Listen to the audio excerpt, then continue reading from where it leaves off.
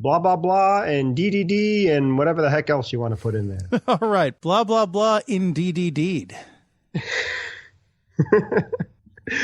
Nice. And the home of the brave.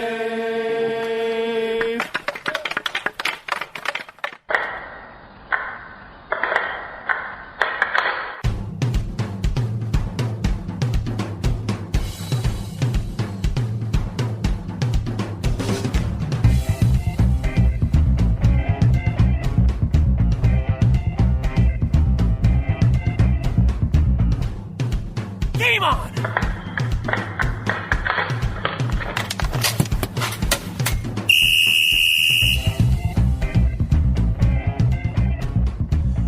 Welcome to episode 48 of the Hit the Deck podcast, where we talk deck hockey, street hockey, ball hockey. It's hockey in sneakers. And it has been another week. It's hard to believe it's been a week since we did this. But it is, in fact, true. It has been a week since we have released a Hit the Deck podcast from our mouths to your ears. And it is good to be back. How are you, James? I'm doing pretty well, Mr. Rhino Mac. How about yourself? I have been a little sick again. I can't seem to catch a break, but hopefully that will not impact me too badly for this show. I aside from a bit of coughing here and there, I am in reasonably good health and very good spirits. Excellent. Yeah, it's not your fault. I'm coming down with something too. I just feel the beginnings of it. So it's a miracle that everybody in the tri-state area does not have pneumonia or something worse with the weather fluctuations that have been going on in the last couple of weeks. I'm not complaining about the warm weather, but let's be a little bit more consistent, please. I'd appreciate it. Well, James, you'll be happy to know that it's going to be the high on Saturday is going to be 29. So yeah, it'll feel like February. I'm not happy about that at all. So yeah, you and me both. One of the things I hate about the month of March is that it screws with you. You think you're out of the woods, and then it just nails you with some nasty winter weather before the spring comes around. Oh, you're right. It is March, isn't it? It's March 2nd as we record, which is not February, last I checked. So that it's not leap year, so yeah. Even if it was, it still wouldn't be February. I actually went to high school with a guy whose birthday is February 29th, Dan Zuski. He's a good guy. But I always feel bad because he only gets to celebrate a birthday once every 4 years. So that's got to be rough. I'm sure. Oh, well. So do we have a good show tonight, James? I believe we do. All right. So do you think we should get started with it? After we introduce ourselves? All right. Well, then, if you say so, my friend. That being the case, here is tonight's starting lineup. And for tonight's starting lineup, in goal, of course, I am number 35, the American Rhino, Gary McComiskey. And, of course, my stalwart defenseman. Number 4, James Sajazi. All right, great. So now that we know who we are, why don't we find out what we're talking about? James, would you be so kind as to tell us what is on deck for this podcast? Would be happy to, sir. Thank you. Rhinos and bulls, oh my. There was a bull loose in Queens back on February 21st. Thank God for the NYPD, but was that tourist looking to challenge the American Rhino to a deck game? It was during Hockey Week in America in the LIQ's backyard. Zombie hockey fan. Heavy metal and horror movie master Rob Zombie was a guest on Eddie Trunk's SiriusXM show about a month ago. During his appearance, Mr. Zombie mentioned what a huge hockey fan he was growing up in Massachusetts and his affinity for playing goal. And deck hockey resolution checkup number 2. Update 1 was pushed back a couple of weeks, so that explains the quick turnaround. Not much to report, but at least it's good incentive to keep myself in game shape. Hopefully. And that's what's on deck. Thank you, James. You're welcome, sir. All right, so rhinos and bulls, yeah? Yeah, man. Whoa, I almost destroyed my mic there. As everybody knows, the American Rhino, our humble host, is Mr. Gary Mack. And really strange turn of events. On February 21st, right in the middle of Hockey Week in America, there was a bull that got loose from, I think it was due to be slaughtered, actually. So he was kind of running for his life in a couple of, actually literally.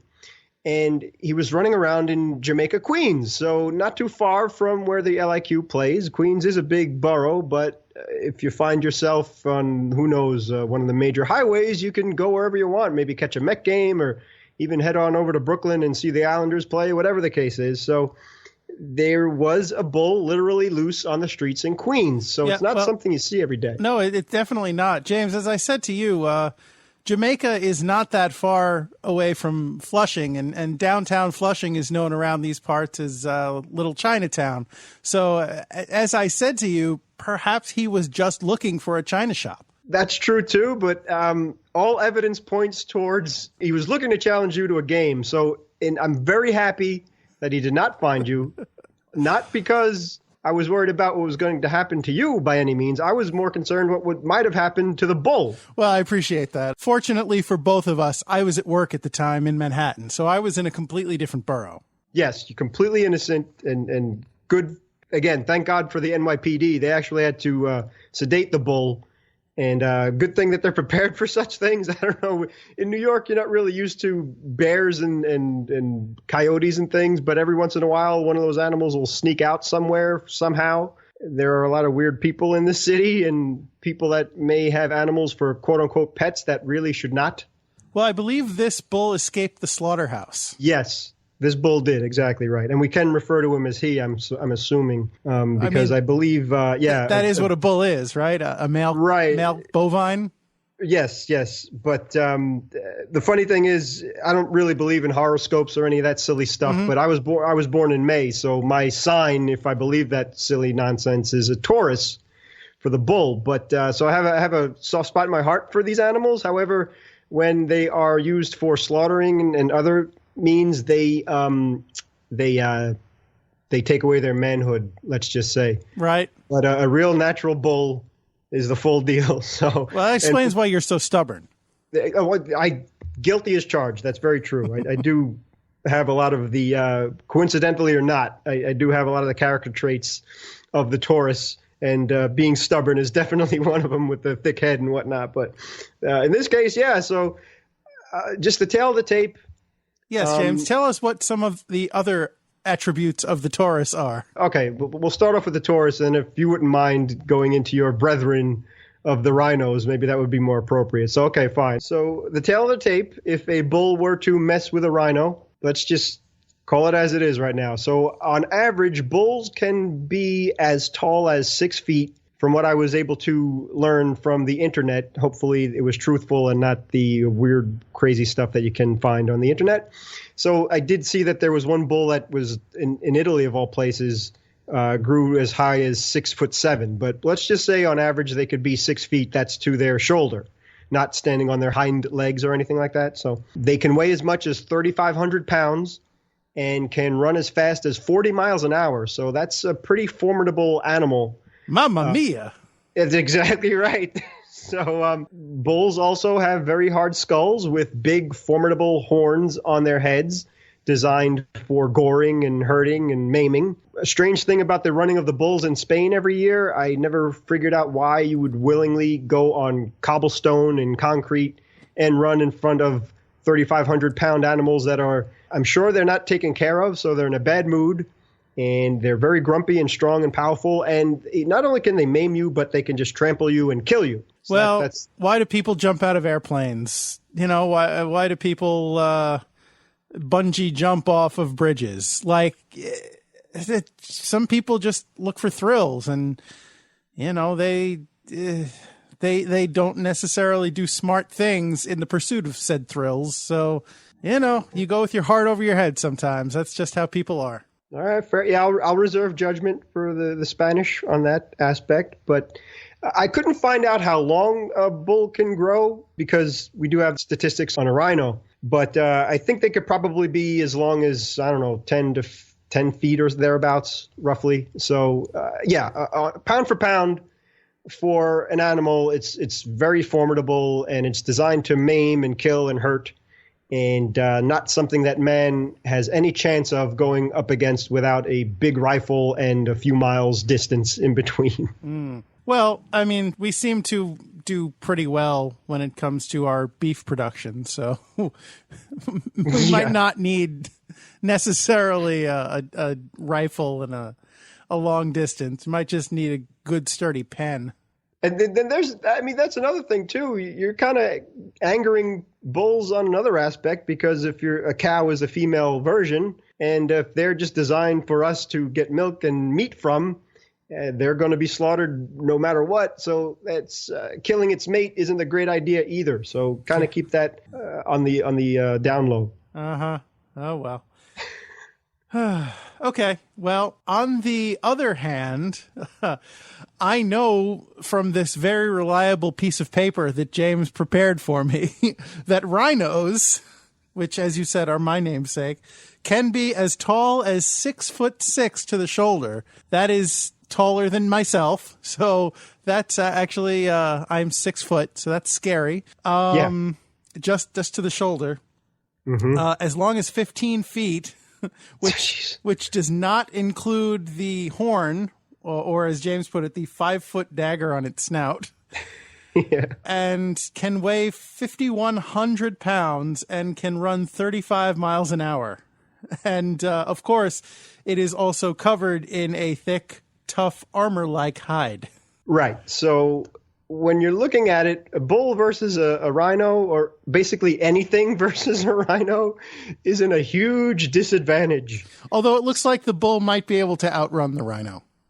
Maybe, but believe it or not, the good old internet, there is footage on YouTube, you could look it up, of a rhino taking on a buffalo, which is like a water buffalo, and it was in Africa. So sure. Basically, yeah. And I believe water buffalo probably outweigh bulls. Mm-hmm. And I think they have even bigger racks on the front of their skulls and things like that. But this rhino literally just head-to-head to the buffalo, just at will pushed it back. It looked like for miles and miles and miles. When it decided to stop pushing, it just put down its one of two horns, by the way, on its snout. And the way the rhino's skull is it's like a perfect machine that it's designed to scoop.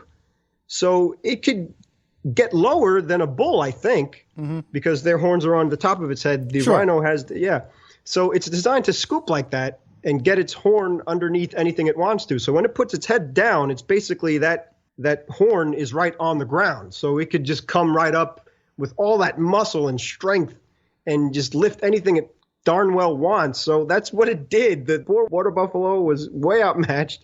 It put its head down because that's what they do.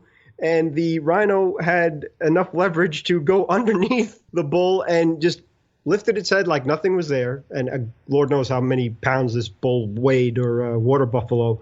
And it just lifted it right up and was playing with it more than anything else. If it wanted to gore it, it could have easily, but it just decided to lengthwise pick it up like it was lifting an SUV and play with it a little bit. So then some of the water buffalo's friends decided to, hey, don't mess with my friend. The rhino all by itself took out like a herd of them. I don't know what you referred to a bunch of water buffalo as, but this thing I think was herd is probably appropriate. I don't know. Yeah, so this rhino all by himself was taking on all comers at all angles and didn't miss a beat. It was grunting, like, you say, make sounds and things like that. It was so scary to watch, and it just didn't even break a sweat. So in this case, as I said, my sign and whatever is a Taurus, but I have to admit, man, the American rhino wins really, really easily in a head-to-head battle versus a bull. So I'm glad that the cops got in the way and took the bull out before Mr. American Rhino had the chance to. Now I'm glad I didn't decide to be the American bison. Exactly right. So, well done, sir. Oh, thank you. I just, rhino has been my totem animal for many a year, for almost 20 years now. That's since early in college. Huh. Wow. Yeah. So, it's just my thing, and I'm happy to run with it. No pun intended. Yep. So whatever a rhino wants, a rhino gets. So way to go, sir. All right. I'll try not to get in your way ever again. No, that's fine. So moving on to other seemingly unnatural things. Let's move on from a rhino to a zombie. Yeah, exactly. Was listening to Sirius XM about a month or two ago, and Eddie Trunk. Brands.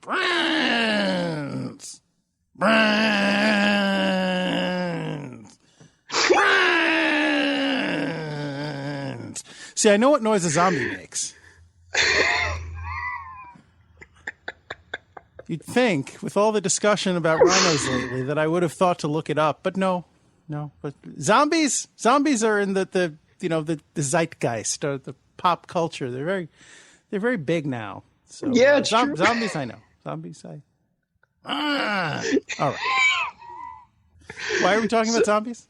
Yeah. Rob Zombie. If anyone's familiar with him, he's a horror movie producer, director, writer, and I'm familiar with him from his music. He's a heavy metal superstar from the mid-'90s through, and still going strong. So he was on Eddie Trunk's show. If you're not familiar with Eddie Trunk, he's a hard rock music legend and a DJ extraordinaire, expert on the genre, and has many shows on hard rock topics, including here locally in New York on Q104 on Friday nights. But he's on Sirius as well. And the cool thing with Sirius is you could talk about whatever you want, and you can have any guests on that you want. And Rob Zombie is a perfect example of that, because it could be a little bit more for the adults, if you will. Sure. So Eddie Trunk's also a huge sports fan. He's actually really good friends with Mike Piazza. He's a huge Mets fan. One of the other reasons why. Yeah, I love any Met fan is always has a soft spot in my heart. So never met a Met fan I didn't love. So anyway, Zombie was talking about how he grew up in Massachusetts, and he was about a 5-year-old boy when the Bobby Orr and the Bruins were at their peak in the early 70s, and he was a psycho Bruins fan.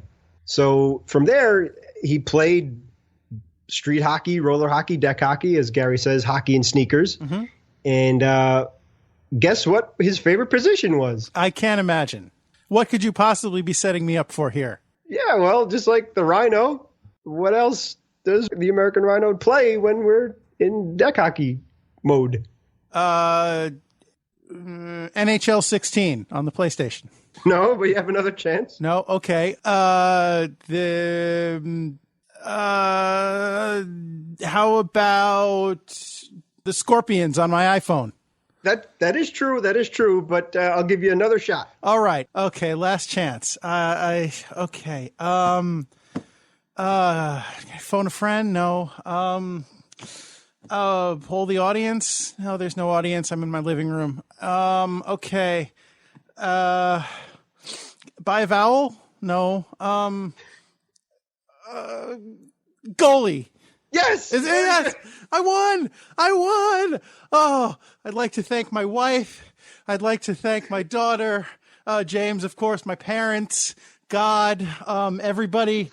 What? Oh, okay. No, actually, I'm being told that Moonlight won. Oh, man. All right. I'm sorry. They deserve it. Thank you. I'll see you next year. Well done, sir. Yeah. That's right. Mr. Rob Zombie loved playing goal. He loved being the goalie when he played deck hockey and roller hockey and growing up as a lad. And one of the cool things, too, is if you caught and hit the deck from the past, where the American Rhino told you about his masks, and one that he actually custom made and painted, which I thought was fascinating, and it came out so well. And, of course, there's a rhino on that helmet and mask. But Rob Zombie loved the masks. He loved the goalie masks at the time, and now they've evolved to like Van Beesbrook of the Rangers always, I thought, had the coolest mask in the NHL, and then other goalies have had really great masks to show off with the symbols on them and team colors, and really even in the Olympics and things. It's really very original, cool things. So he always loved that. Also, Rob Zombie was a horror movie fan growing up as well. And so he kind of, maybe the Jason thing he found appealing too. Well, I think that you need to have a cool looking mask because it prevents you from looking like a tool when you're playing goal. Like you think about it, everybody else on the ice or the DEK or whatever is dressed in basically an oversized shirt and shorts, and the goalie's standing there like the Stay Puft Marshmallow Man. You know, I get that protective equipment is necessary. Believe me, I understand as well as anybody that protective equipment is necessary to play the position, but you still look kind of dumb compared to everybody else. So I think having a cool mask really gives you a little bit of credibility there. All right, fair enough. So Mr. Zombie agreed with you. Again, growing up in Massachusetts, was a big Bruins fan, and then when he moved to L.A. later in his career, he had season tickets for the Kings. So Mike would be happy to hear that. I'm sure he will be. So and full season tickets too, by the way. He'd go to all 40-some games and then the playoffs as well. So really legitimate, real deal hockey fan, Mr. Rob Zombie. Again, I don't think any of us has ever met a casual hockey fan either. It's like you're either a hockey fan or you're not. So hopefully there's more out there than not. And maybe this podcast could hopefully get a few more in the family of hockey. Goals! Goals! Goals! Yeah, see that? What? That's better than going after somebody's brains or flesh or whatever. So that's a good thing to do. Sure. I mean, you know, if zombies could live off of goals, well, I guess depending on what team you root for. Yeah, right. Speaking of zombies and brainless people, Rob Zombie was slated to do a movie on the Flyers. So it was going to be based on the goons of the 70s, the so-called Broad Street Bullies. So again, as Zombie's a very talented musician and director and the whole deal, multi-talented man. And he's such a hockey fan that I'm sure he hated the Flyers growing up, especially being a Bruins fan. But he did so much homework and research on the Broad Street Bullies, and very in-depth for about 2 years. He was doing the research and the pre-work, and Gary, you'd know a lot more about that than I would, how much work goes into just doing a pitch or writing a script or whatever the case you have to do before you even get it greenlit or whatever. Yeah, if you're talking about a documentary, sure, because that's something that you need to know your stuff on. I mean, if it's fiction, if it's like like a medical show or a police procedural or something that's based on like a legitimate profession where people, have to do things that sounds so it's based on a profession where people do things. There aren't many of those out there. But, like something that involves a certain amount of technical knowledge and know-how, then I imagine that you would want to research that as well. But if it's just a straight fictional piece, then I don't know if there's that much research necessary. But you're right. You do have to do a lot of planning, and have to know exactly what direction you want to go. You have to be able to explain the project you have to be able to give what's called the elevator pitch, which the premise behind that is that if you wind up in an elevator with an executive, you have to be able to pitch your project in the time required, for whatever executive to get from one floor to whichever floor that he or she is going to grab their interest. So you definitely have to know your project inside and out and be able to explain it concisely and clearly in a manner that will make it seem appealing. So just that part of it is definitely time consuming and takes effort. But a documentary, I imagine, takes a lot more because you're basically informing people of actual events. So you have to know what those events are, what happened, and how to present those events in an entertaining manner that will make it worthwhile viewing. So yes, the short version is, you're right. It is a lot of work to put together a film. And do you, before we finish up this topic on Zombie and his Flyers movie, do you have to worry about budget at that point too? Or is that something that kind of you ballpark and then you nail it down once you have the plan? Well, look, I'm not a Hollywood executive, but that's right. You're not a slime ball. Yeah. I'm going to say that you should probably have an idea of what your budget's going to be in mind, because you have to, that's part of the package when you're pitching your movie. They're going to say, how much is it going to cost to make this thing? And you don't necessarily need to have exact numbers, but you should have a ballpark idea of how much your project is going to cost, because that's a big factor in whether or not somebody's going to want to invest in it. Because, it's one thing to make something popular, but if you sink a ton of money into it and you make only a little more than a ton, then, if you make a movie that brings in $100 million, but the budget was $95 million, then the executives might not think that's a worthwhile venture because it only made $5 million, in profit. So you have to have an idea of how much it's going to cost.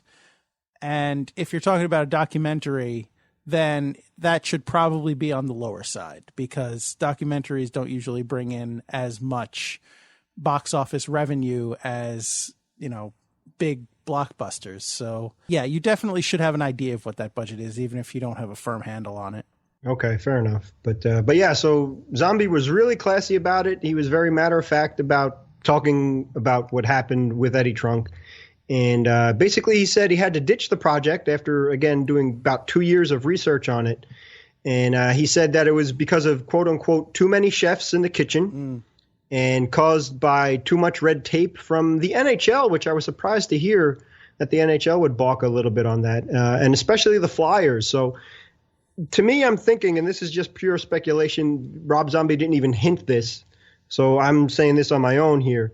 I'm curious if the Flyers didn't go about it because of the Broad Street Bullies name that they love so much. I mean, these guys were goons, and we did discuss that in the last podcast a little bit, the last couple of podcasts about the Slapshot and The Last Gladiators and stuff like that, of movies about enforcers. Sure. So maybe the NHL, I could understand if they're trying to change the rules a little bit and make it a little bit more family friendly, I suppose, where fighting is really not as much as it used to be. And the role of the enforcer is basically, it's not what it used to be by any means either. So the rules have kind of changed a little bit to support good health for these players. And I'm all for that. As we learned with Nyland and other quote unquote enforcers retired, that it's a huge price to pay, and they're not professional boxers. These guys they're not doing that for a living. They're hockey players. So to have that amount of pressure on themselves, and then between getting hit and even with the great technology that the helmets afford, you're still getting concussions and things like that. And you don't want to see guys passing away in their 40s and younger or thereabouts and things. So, or even have dementia or whatever the case is. So, I'm just sorry, this is going to sound a little preachy, but I don't think that my entertainment is more important than a person's health. Like, this isn't the Roman Colosseum, where we're feeding Christians to lions and having gladiators battle to the death. Sports are a big deal. I'll be the first to admit that. And I get very passionate about my sports, but I don't want somebody being caused permanent physical damage just because I like to see a hard hit. That's not okay. Yeah, exactly. So I think the NHL agrees too, because they are such excellent athletes, NHL players, and sure. We're talking about deck hockey here, so that could be played by anybody in any gender or age. It's basically anybody. If you're able to run around and have fun, you can play deck hockey. So if you get into that, maybe you're going to follow the NHL or something like that. So if you're a young kid, you want to have good heroes to look up to. So the funny thing about the NHL was that they would have their good players, quote unquote, protected by these enforcers. So it was not like in baseball, you weren't going to get your superstar being hit by a pitch. Right. In hockey, you'd get the tough guy would fight the tough guy. There weren't bullies where a tough guy would go after a quote unquote skilled player or a smaller guy or something like that. So anyway, I'm assuming that's the NHL was probably squeamish about that because 45 years ago, however long ago it was in the early 70s with the Broad Street Bullies, they prided themselves on fighting. They enjoyed it. They kind of were not forced, but they kind of evolved into being a bunch of goons because the Bruins were a tough team. They were a physically intimidating, tough team. Mm-hmm. So instead of outplaying them, the Flyers figured, let's try to outfight them. So that's why I'm guessing that there must have been really nasty rivalries between the Bruins and the Flyers back then, especially with the Bruins being at the top of the mountain. So with Zombie doing all of that research, he was saying about 2 years worth, he watched DVDs upon DVDs and had access to a lot of stuff that his wife thought that he was a Flyers fan for a while, so she was confused. Oh, what a terrible fate. Yeah, so unfortunately, at least right now, that the whole project is put on the shelf. If it's going to be done, maybe hopefully they'll figure something out and Zombie will be back on board to do it. But I would like to see, I wouldn't go see it because I'm not a Flyer fan by any stretch of the imagination, but at least it would be nice to know that a hockey fan is in charge. Someone who loves the NHL, who understands the NHL, would be behind it. Yeah, absolutely. I mean, if you are a fan of something, you want any project that's shining a light on the thing that you love to be helmed by somebody who also loves it because they get it. You know, you don't want to have somebody who just takes a look at it from the outside and says, oh, we can sensationalize these parts because they make for a good, you know, entertaining story. You want somebody who's really passionate about it and who really gets it and won't try and, I don't know, take advantage of the thing that you love to get some cheap dollars and just, I don't know. I went off the rails a little bit there, but I hope you understand what I'm saying. No, not at all. As a matter of fact, the reason why that popped in my head, which is all speculation, that last 10 minutes of broadcast was all speculation. Rob Zombie did not say any of those things. He was very classy about it. He just said that too many chefs in the kitchen, and that's it. So based on what Gary was talking about before, where you need to do the elevator pitch and all that stuff, is maybe that's what happened. Maybe Zombie wanted to be a little bit too honest about it. And as a legitimate fan growing up, remembering those teams, you got to call a spade. And history was what it was. You can't change history and you can't candy coat it. So maybe that's why they figured, let's just put this topic away for a while and move on to something else. But that makes total sense from what Gary was saying to what Mr. Zombie was saying too. So it's a shame. Yeah, it is. But maybe someday the project will be resurrected, or maybe somebody will take it over. Who knows? I mean, there's been a few hockey-centric movies in recent years, and you never know when something's going to happen that focuses everybody's attention on the NHL and when these kind of projects suddenly get popular again. So maybe something, maybe the Flyers will do something, or maybe the NHL will do something. It'll be suddenly topical again, and some executive will be like, hey, Rob, remember that movie you wanted to make? Well, we think now would be a great time to do it. Yeah, and also, too, man, I mean, there's a lot of great teams, fascinating teams that you can do excellent documentaries on, too, for the positives of the NHL, such as the 80s Islanders and the Edmonton Oilers of those times, or the Bruins themselves, Sure. Or the Canadians or Maple Leafs. Gosh, I mean, the list is endless. Yeah. So get some of those great. And again, as Gary was mentioning before, too, is that people on the outside looking in that aren't really hockey fans, maybe they feel that if they're familiar with Slapshot or the Broad Street Bullies and things like that, that they associate hockey. If that's their only exposure to hockey at all, then I totally understand they'd be wrong, but I'd understand why they'd think that hockey is just a bunch of people fighting all the time. And like that old joke was, I went to a boxing match and a hockey game broke out or whatever. Yeah, sure. So, also as a baseball fan, I always resent that too. When people on the outside looking in, oh, what do you watch baseball for? It's just 18 guys standing around scratching themselves. Like, no, it's not, come on. No, there's 25 guys on each team. Come on. Exactly. I mean, if you're going to disparage the game, at least get your facts right. That's the point. Exactly right. Give it a chance. Let it see what it's all about. And then if you see what it is, if you go to a game, if you talk to someone who's knowledgeable about the sport or, someone who plays it or something, then, okay, form your opinion on that. But I mean, if you're talking about September after the call-ups, you can have as many as 80 guys scratching themselves. Yeah, right. plus coaching staff. You know, it's. I mean, really, they're grossly underrating the amount of scratching potential in any given baseball game, I think. You'd make a great lawyer, man. Oh, thank you. Thank you. Actually, I don't know if that's a compliment. No, it is. It is. All right. Although you're too honest, so maybe that would hold you back. But anyway, speaking of going before the judge and things of that nature, we'll go into deck hockey resolution checkup number 2. Ah, yes. Okay. I get it. Yeah. The cool thing about this for me is that it's good to be accountable for making a resolution because, as we said a few Hit the Decks ago when the new year came upon us, talking about resolutions, I'm not one who makes resolutions so much because I'm kind of a little too honest with myself where I know what I'm going to do, I know what I'm not going to do, I know what I'm capable of, what I'm not capable of, and things of that nature. So limitations and whatever, but try and be the best person that you can be is, I think, all that anyone can ask for. Yeah, sure. But since we do a pretty good podcast, I think, and thank you to the listeners out there, especially Anthony and Sue and Brad and girls like that for supporting us for so long, is that we kind of put our money where our mouth is. So we play deck hockey and then we report about it and do the podcast on it and things. So I should up my game.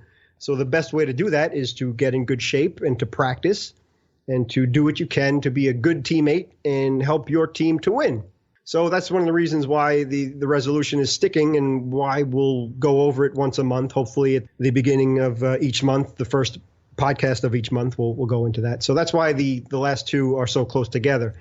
But either way, we were 0 for February. So we haven't played a deck hockey game since that freaking 0 for 3 back in January, right? Yeah, I believe it was January. Gosh, it seems like so long ago. So my resolution for scoring or goal of scoring 1 point a game is still at 0 for 3. So I did not get any assists in those games, and it's still staring me in the face, and that's frustrating. Hopefully that'll change this weekend, James. Knock on wood. Knock on all kinds of surfaces. There you go. Knocking on my empty skull. I'm knocking on heaven's door. Hey. Not yet. Hey, yeah. Knock, knocking on heaven's door. All right, I'm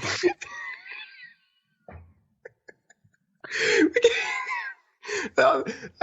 This is a shame. Jimmy, take this song from me. I shouldn't sing it anymore. All right. Excellent. I really am done now. Okay, but that's funny enough. But unfortunately, nobody can see this except for me. And Gary's now doing the Axl Rose move, that serpentine side-to-side move. But Gary's wife was in the background while he was doing the impression. And her reaction, it's priceless. Oh, boy. It really is a wonder that we've been married for 11 and a half years. I don't know why she puts up with me. It's well worth it. It's it's free entertainment, man. I guess. So anyway. Thank you, sir. Yeah, sure. Getting back to the resolution checkup. Yes. I'm still doing DDP yoga, but I must confess, I've really not keeping up as well as I should or as much as I should. And do have some lame excuses, but they're legitimate. My laptop crashed, so the DVD wouldn't work. So I had to kind of do like some hybrid from what I did from DDP yoga and stuff like that. And there's no excuse there because I could just put it in my PlayStation or something else and watch it there. So that's a minus against me. But the other thing, too, is I can't figure out the heart monitor. I don't know how to work the thing.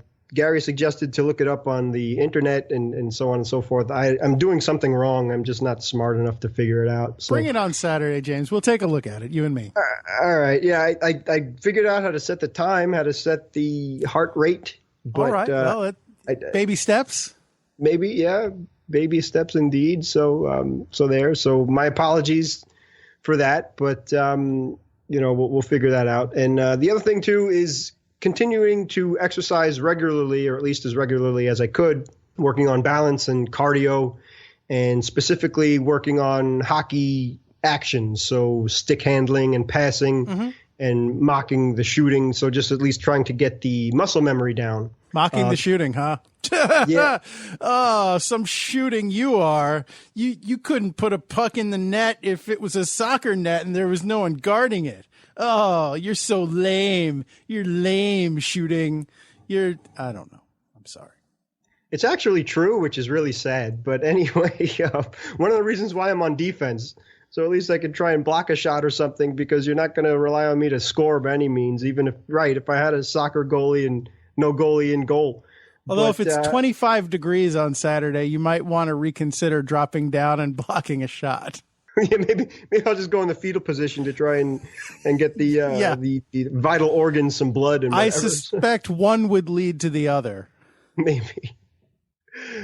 So the only thing that I'm concerned with is that when I don't have any room to shoot in my little apartment, but I try and pass down the hallway and things that if I can.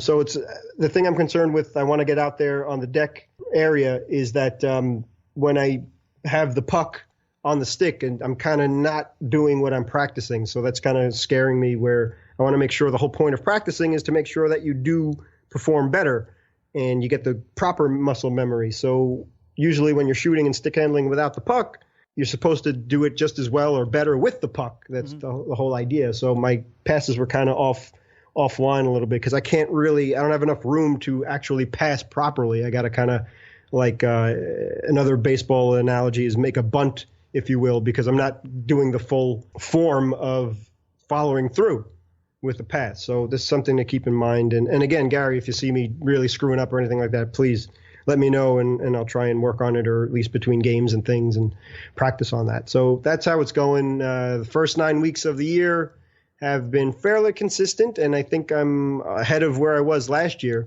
That's good. I hope. And we'll see how it goes on. Hopefully, like you said, we'll play Saturday, maybe freeze our buns off a little bit. But if we're playing deck, it's going to be worth it. So I'm a goalie. I'm going to be sweating regardless. So that's right. I look forward to it. Yeah, see, another reason why that goalies are smarter than the average hockey player. Yeah, we're brilliant because the 2 months a year when we actually are comfortable out there, as opposed to the rest of the year.